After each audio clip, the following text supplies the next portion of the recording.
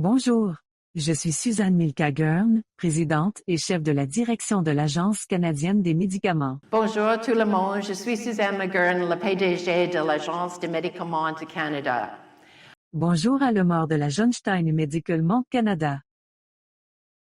Au nom de tous, j'aimerais vous souhaiter la bienvenue à notre symposium en âme de toute l'équipe de Gaussian Bienvenue 2024 ou Symposium G1024A. Pour commencer aujourd'hui, je suis heureux de vous présenter Jenny Tinesco, qui ouvrira notre symposium aujourd'hui. Elle est une fière Coam algonquine Anishinaabe de Kitagon, ZB et Ishanabeg, une communauté au nord d'Ottawa au Québec. Jenny est une survivante des pensionnats indiens et une travailleuse à la retraite auprès des enfants et des jeunes qui a consacré sa vie à travailler avec des enfants et des jeunes Anishinaabe.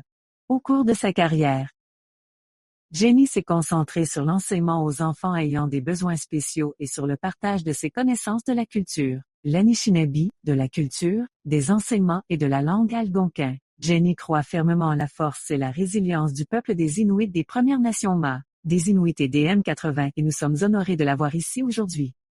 Jenny.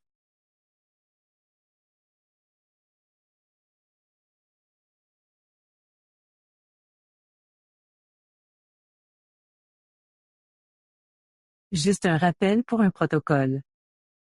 Il n'y aura pas de vidéo ou de photographie de la cérémonie de purification, et si quelqu'un a des voies respiratoires ou un inconfort avec la purification. Juste un avertissement que cette purification se produira dans la première rangée.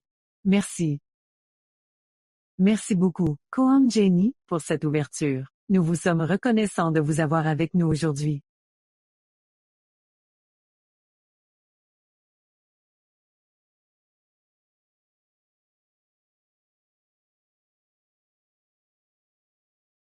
Regret à la noix de coco.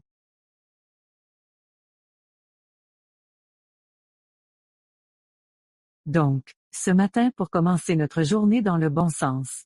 Et quand nous le faisons, la purification individuelle. Nous maculons tout notre corps, nos yeux. Donc nous continuons à voir de bonnes choses. Nos années pour entendre de bonnes choses aujourd'hui. Et notre bouche pour continuer à rester des choses positives et d'avoir de bonnes pensées. Je vais commencer notre prière dans ma langue. Kushiman, adore. Megan J. Aki, M. John Jack.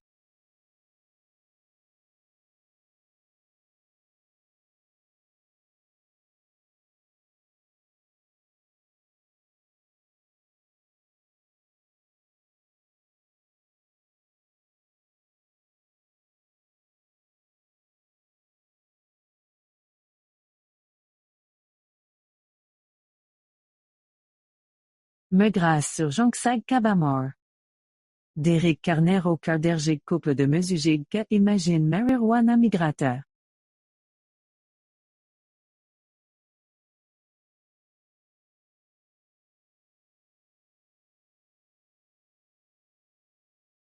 Nicoleka Mezag Kakananda Dogmag nous doka souhaitons un Kitchener Bakae sur nous appelons un Yakuza Jake, Sherwinem Nebojik Bong et Marker Ajika. Eh bien, nous envoyons un gabarit.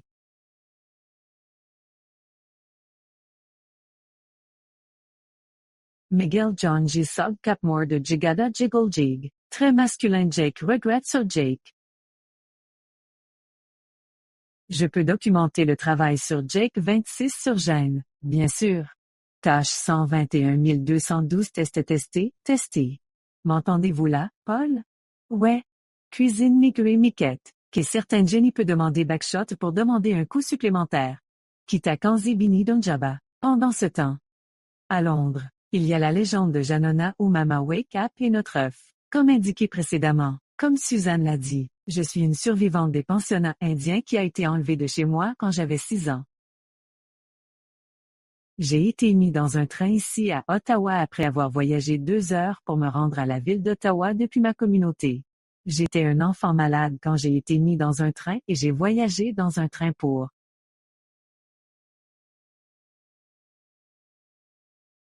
3 jours pour se rendre à Kenoraon.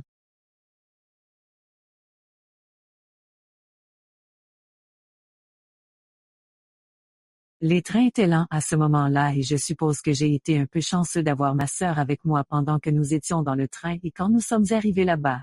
Nous avons été immédiatement séparés et elle parce qu'elle était au lycée et j'allais en première année. Je ne l'ai donc pas vue trop souvent, peut-être seulement à Noël. Au cours de cette première année scolaire, mais je m'en suis sortie et je suis rentrée à la maison. J'ai été l'un des chanceux. Je suis rentrée à la maison. Et maintenant, avec le travail qui est fait pour trouver les petits tombes, je pense à eux tout le temps.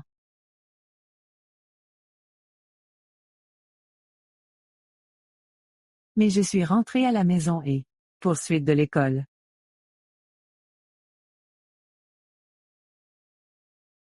Et l'école provinciale où j'ai encore une fois à traiter avec le racisme et mais quand j'ai terminé mes études.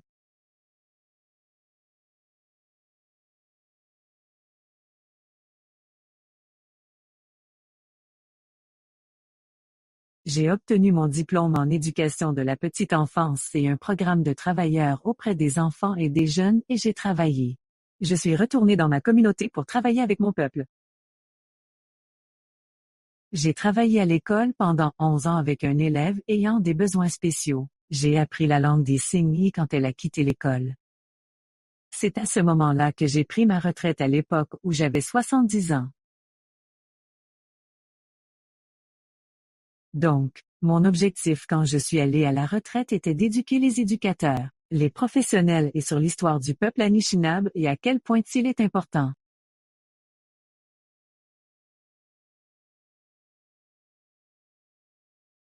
Pour que nous soyons ici et que nous parlions de ce qui a été fait.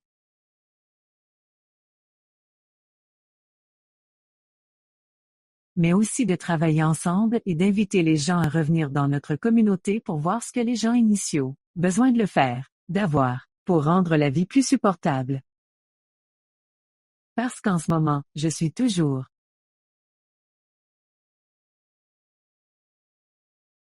j'ai encore de l'eau embouteillée dans ma propre maison en 2024. Et c'est quelque chose qui aurait dû être pris en charge et parce que, réconciliation.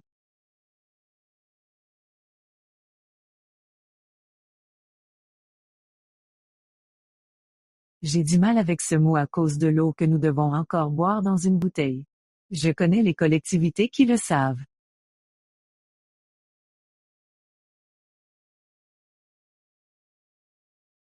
Vivez juste à côté d'un barrage et ils doivent utiliser un générateur plus loin pour avoir de la lumière dans leur propre maison en 2024. Il reste donc encore beaucoup à faire avant que nous ayons vraiment la réconciliation. De nombreuses communautés autochtones ne comprennent pas l'impact de les pilules sur ordonnance, la dépendance et les montagnes russes de passer d'une pilule à l'autre.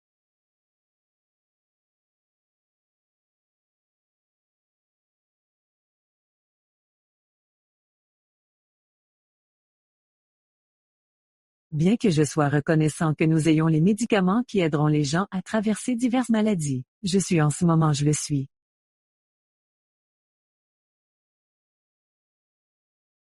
Priez pour un membre de ma famille qui a le cancer qui doit prendre de la morphine toutes les 4 heures et lesquels, nous l'avions fait.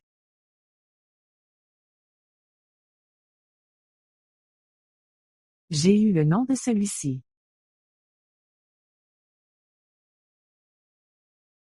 Mais de toute façon il garde son calme et il prend soin de la douleur donc je suis reconnaissant qu'elle a ce médicament que d'utiliser.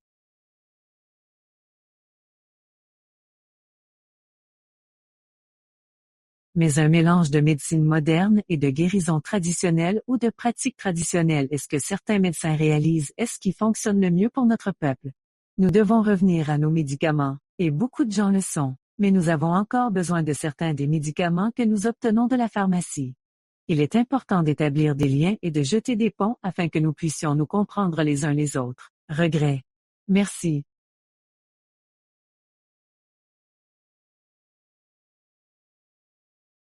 M.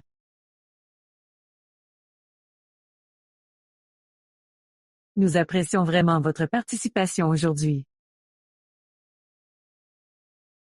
J'ai maintenant le plaisir de vous présenter le ministre fédéral de la Santé. le ministre Mark Holland, qui se joindra à nous en direct, mais virtuellement, pour dire quelques mots. Je vous souhaite la bienvenue à la ministre Holland. Merci beaucoup de m'avoir invité. J'aimerais pouvoir être avec vous en personne. Bien que vous ne souhaitiez peut-être pas que j'ai un rhume. Mais comme c'est le cas.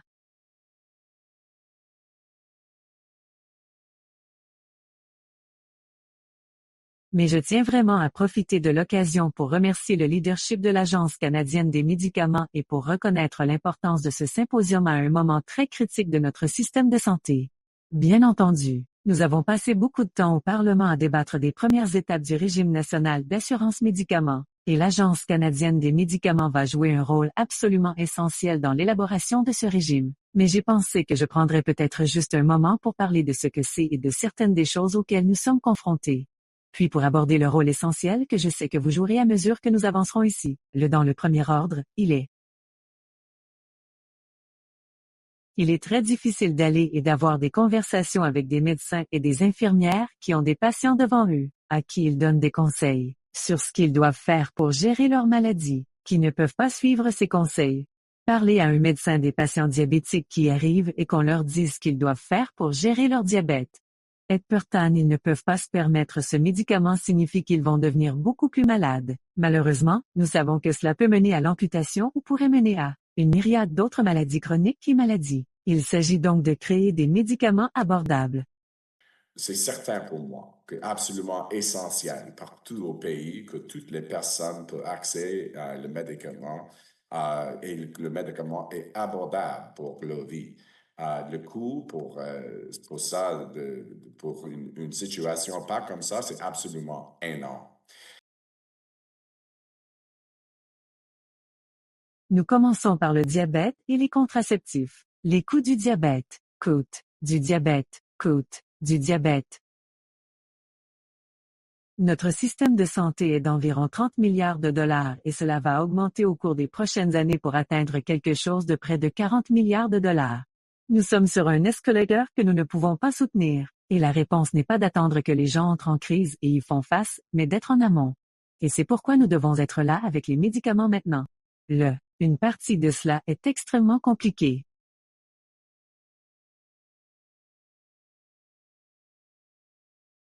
Car le rôle que l'Agence canadienne des médicaments jouera en donnant aux Canadiens la confiance que cela peut être fait et en s'assurant que cela est fait correctement est d'une importance cruciale.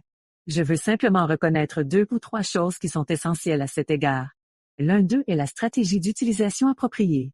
Vous savez, une autre chose que je vois quand je vais à travers le pays. Le nombre d'aînés qui utilisent régulièrement au moins un est-il prescrit de façon inappropriée? Les médicaments, on estime qu'il y a environ 1,9 million de personnes âgées chaque année. Il y a environ 419 millions de dollars dépensés pour des médicaments d'ordonnance potentiellement dangereux et environ 1,4 milliard de dollars dépensés pour les effets. L'élaboration d'une stratégie d'utilisation appropriée aidera les travailleurs de la santé et s'assurera que les Canadiens reçoivent de meilleurs soins. Et c'est absolument essentiel. Donc, ce travail que vous allez faire est si important et nous voulons travailler en collaboration avec vous. En ce qui concerne les achats en vrac, nous avons déjà été en mesure de faire une énorme réduction. Travailler à l'achat de produits pharmaceutiques ensemble et c'est une façon essentielle de pouvoir le faire et en étant en mesure d'élaborer une stratégie nationale d'achat. Je pense que l'Agence canadienne des médicaments sera en mesure de voir encore plus d'économies dans les médicaments essentiels sur lesquels les Canadiens comptent chaque jour. L'une des choses qui ont été ressorties des discussions sur le régime d'assurance médicaments est d'examiner le fait que le Canada a un système disparate d'assurance médicaments, plus de 100 régimes publics d'assurance médicaments avec des milliers. Les régimes privés, donc des centaines d'environ 100 régimes publics plutôt, et des milliers de régimes privés. Donc en élaborant une liste nationale des médicaments assurés, l'Agence canadienne des médicaments aidera à faire en sorte que les Canadiens, peu importe où ils se trouvent, quel que soit leur revenu, puissent obtenir leurs médicaments. Et cette liste de médicaments assurés sera essentielle pour jeter les bases d'autres travaux sur l'assurance médicaments. Et en regardant l'assurance médicaments, je sais qu'à l'heure actuelle, nous nous dirigeons vers le Sénat.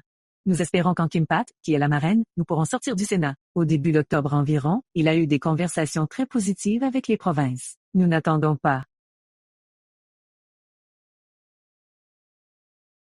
Nous voulons nous assurer que ces médicaments circulent parce que je pense que nous serons en mesure de montrer dans le diabète et avec les contraceptifs à quel point il est puissant lorsque les gens ont accès aux médicaments dont ils ont besoin.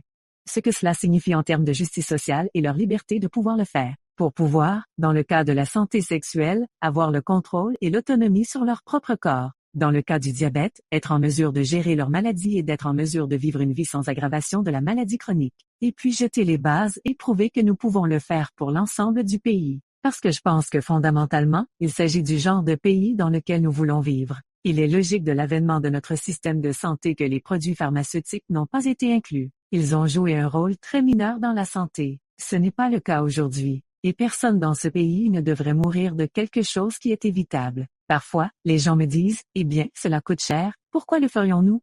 Nous ne demandons pas cela quand nous avons quelqu'un que nous aimons qui ait le cancer. Nous ne demandons pas combien cela va nous coûter. Nous nous assurons qu'ils reçoivent les soins dont ils ont besoin. Fondamentalement, il s'agit du genre de société dans laquelle nous voulons vivre, où tous nos voisins ont accès aux soins et aux traitements dont ils ont besoin pour être en bonne santé. Et cela fait partie d'une stratégie globale pour s'assurer que nous sommes en amont. Ce n'est pas ce dont je suis ici pour parler aujourd'hui, mais ce que nous faisons avec les soins dentaires avec plus de 500 000 Canadiens ayant déjà reçu des soins, ce que nous faisons avec le Programme national d'alimentation scolaire, ce que nous faisons avec les soins primaires, avec les ententes que nous avons conclues avec l'ensemble des provinces.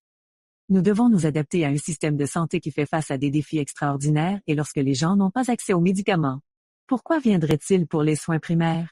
Pourquoi viendraient-ils et auraient-ils cette conversation avec leur médecin alors qu'ils savent que la réponse va être trop coûteuse pour eux d'explorer?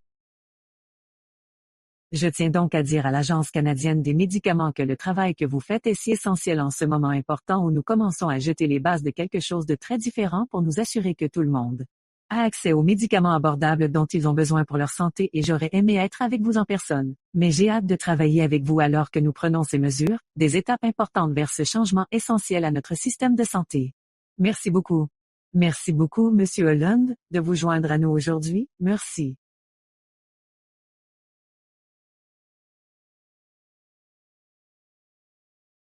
Une étape dans le parcours de réconciliation de notre organisation est de faire traduire notre reconnaissance des terres en algonquin et en langue isnobi. C'est nouveau pour nous, et en tant qu'organisation, nous travaillerons à apprendre et à reconnaître ces terres à l'avenir. J'ai un nouvel objectif d'apprentissage des langues sur lequel travailler. Ce n'est pas le rôle de Victoria en tant qu'autochtone de reconnaître la terre, mais elle a gracieusement offert de la fournir aujourd'hui, comme c'est le cas dans sa langue maternelle. J'aimerais inviter Vic, commandant de Moscou qui est un partenaire stratégique. L'engagement des Autochtones et les partenariats ici à l'Agence canadienne des médicaments pour le partager à haute voix pour la toute première fois.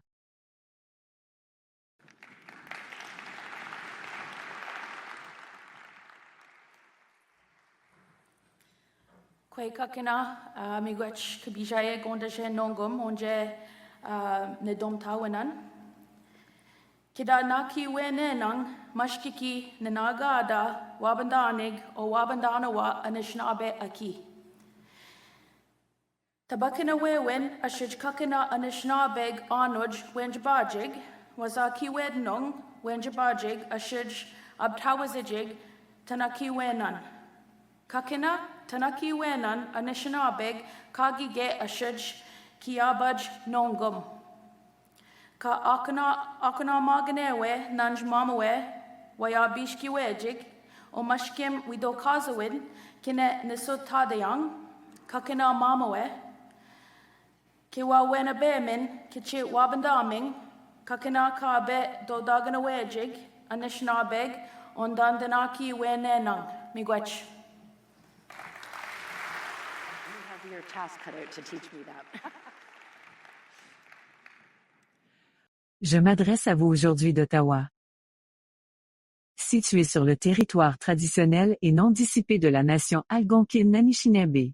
Merci aux Algonquins qui sont les gardiens et les intendants de cette terre depuis des milliers d'années et depuis de nombreuses générations. Les gens se joignent à nous aujourd'hui à partir de divers endroits, et j'aimerais vous encourager tous à toujours penser à l'endroit où vous vivez, travailler et vous amuser, et à prendre un moment pour reconnaître les personnes qui ont traditionnellement occupé, soutenu et continuent de prendre soin de la terre que vous appelez chez vous. Avant de commencer mes remarques formelles aujourd'hui, nous allons diffuser une brève vidéo.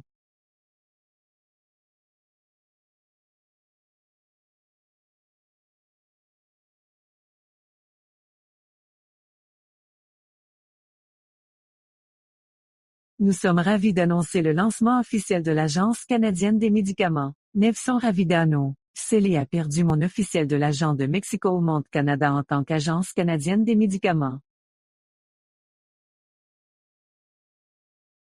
Notre objectif est de travailler collectivement et de faire avancer les choses sur la création d'un système pharmaceutique connecté et efficace et de permettre des systèmes de soins de santé modernes grâce à des données probantes. C'est ainsi que nous contribuerons à améliorer les soins pour tous. Nous élargissons notre mandat actuel en matière de données probantes, qui s'étend sur l'autre.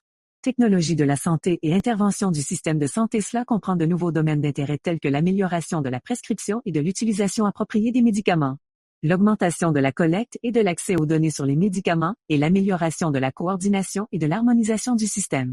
Nous travaillons avec les gouvernements, l'industrie des sciences de la vie, les groupes de patients, les organisations et les communautés autochtones, les cliniciens et d'autres producteurs d'évaluation des technologies de la santé au Canada et à l'étranger de notre expertise collective. Ensemble, nous tracerons la voie vers un avenir meilleur dans le domaine des soins de santé au Canada.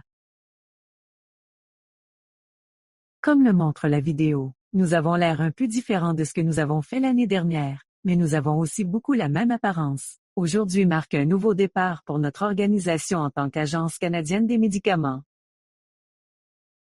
Dans ce cadre, notre marque révisée développée en interne s'appuie sur notre passé en tirant parti de notre couleur et de notre forme précédente. Et pour ceux d'entre vous qui ne sont peut-être pas au courant, est un clin d'autant plus que la nature imparfaite des preuves. Comme certains d'entre vous l'ont peut-être entendu lors de la séance d'hier, même notre logo peut être un peu perturbateur. Cela est jumelé aux changements qui reconnaissent notre évolution pour construire et améliorer la façon dont nous remplissons notre mandat actuel, tout en embrassant de nouvelles opportunités pour l'organisation. Comme le reflète le slogan, nous sommes également passés à un logo entièrement bilingue. Donc, vous devriez m'entendre dire non seulement CDA, mais CD-MC. Notre plan stratégique actuel nous a guidés dans cette voie et nous poursuivrons sur cette voie pour faire évoluer le travail que nous faisons pour remplir le nouveau mandat.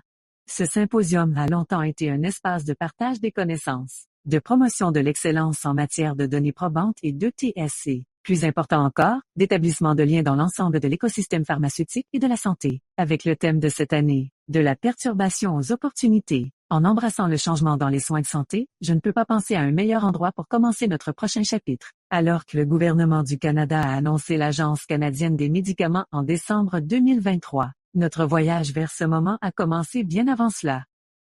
Notre rôle et notre mandat élargi témoignent du travail précieux que cette organisation produit et de la confiance que nous avons gagnée de nos partenaires. Notre organisation a été identifiée comme un choix naturel pour l'Agence canadienne des médicaments. Il s'appuie sur la force en tant que membre de notre organisation tout en élargissant notre rôle dans le domaine pharmaceutique, comme vous le savez probablement. Il y a déjà de nombreux acteurs dans ce domaine et nous devons travailler différemment et plus en collaboration vers un objectif commun, et je vais vous en dire un peu plus à ce sujet. Soyez assurés, cependant, que nous poursuivrons notre important travail qui comprend les médicaments médicaux, en tant qu'intervention clinique et données probantes pour soutenir les décideurs du système de santé. Ce sont les types de travail sur lesquels les gens en sont venus à compter et continueront de les faire avec la même qualité que vous attendez, tout en s'étendant dans d'autres domaines pour aider à améliorer l'écosystème pharmaceutique. Mais nous ne pouvons pas parler de l'endroit où nous allons sans reconnaître d'où nous venons et ce qui nous a amenés ici. Cette année marque notre 35e anniversaire depuis notre création en 1989 par les gouvernements fédéral, provinciaux et territoriaux. Cette organisation a commencé sous le nom de Bureau canadien de coordination de l'évaluation des technologies de la santé, CODA, et certains d'entre vous s'en souviennent peut-être ou en ont même fait partie. Sa création a été une étape importante dans l'avancement de la prise de décision fondée sur des données probantes.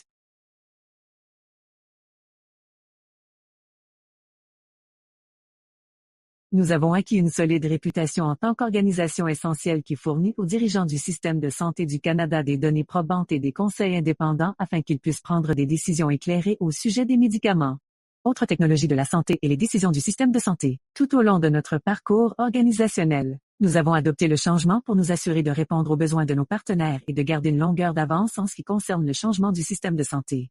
À l'heure actuelle, nous sommes dans une période de changement et de perturbations importantes dans la prestation des soins de santé partout au Canada et partout dans le monde. Le plan stratégique actuel de notre organisation a été créé avec ce plan de changement à l'esprit pour anticiper les besoins et les tendances émergents. Innover pour aider nos partenaires à s'adapter et à prospérer dans un paysage en évolution. Et finalement pour aider à transformer les systèmes de santé. Beaucoup d'entre vous qui écoutent aujourd'hui ont peut-être été impliqués ou ont été témoins de ces changements. Par exemple, nous faisons participer les patients de nouvelles façons, y compris dans le cadre de notre conseil d'administration. Améliorer le temps d'accès aux médicaments grâce à des initiatives de collaboration comme l'objectif zéro et des recommandations limitées dans le temps. En même temps, nous défendons les principes qui sous-tendent notre organisation en matière d'inclusion, la diversité, l'équité et l'accessibilité et la décolonisation, entre autres. C'est maintenant l'Agence canadienne des médicaments. Nous sommes bien placés pour aider à améliorer notre système pharmaceutique au milieu des changements dans notre système de santé, tout en soulignant notre engagement envers l'amélioration continue de l'innovation. Et pour ceux d'entre vous qui étaient ici hier pour participer à des ateliers, j'espère que vous pourriez le sentir dans le cadre des présentations. Notre système de santé évolue rapidement. Nous savons que nous devons être agiles pour répondre aux exigences de l'avenir. D'importants perturbateurs modifieront les soins de santé au cours des 5 prochaines années ou plus tôt, comme nous l'avons entendu hier. De l'intelligence artificielle aux lois et règlements sur le partage de données en passant par les changements technologiques qui permettent une médecine plus personnalisée. Le rythme accéléré de l'innovation pour les technologies dans notre système de santé n'a jamais été aussi rapide. Alors, comment pouvons-nous non seulement suivre le cap, mais garder une longueur d'avance sur ces changements? Du point de vue de notre organisation, nous avons déjà commencé à élaborer notre prochain plan stratégique. Nous avons parlé avec de nombreuses personnes. J'espère qu'un certain nombre d'entre vous dans l'auditoire aujourd'hui au sujet de ce que vous aimeriez voir de notre part. Où sont vos priorités et comment devrions-nous établir notre orientation pour les prochaines années? Ces précieuses idées de vous, nos partenaires, aideront à guider nos actions futures et à nous préparer au succès. Je vous remercie donc pour vos contributions. En tant qu'Agence canadienne des médicaments, renforcera son rôle de rassembleur pour rassembler les diverses parties du système pharmaceutique afin de relever les défis que nous voyons dans le système et de tirer parti des possibilités que nous savons également disponibles dans le système, tout en continuant à fournir les preuves de haute qualité dont dépendent nos partenaires. Il existe d'importantes possibilités d'améliorer nos systèmes grâce à une meilleure harmonisation et à une meilleure coopération entre les acteurs du système. Et vous allez en entendre plus à ce sujet sous peu. En période de changement important, nous avons le choix quant à la façon dont nous allons de l'avant. En fin de compte, ce n'est pas un nouvel agent. Il ne s'agit pas d'une nouvelle agence ou d'un nouveau nom. Il s'agit de l'impact sur les gens partout au Canada et de ce que nous pouvons faire pour l'améliorer si nous pouvons éclairer de meilleures pratiques sur les pratiques appropriées. Prescrire afin que quelqu'un puisse éviter un événement indésirable qui est le succès. Je suis hors des pages. Julie, avec des excuses si c'est des médicaments pour obtenir des gens. En fait,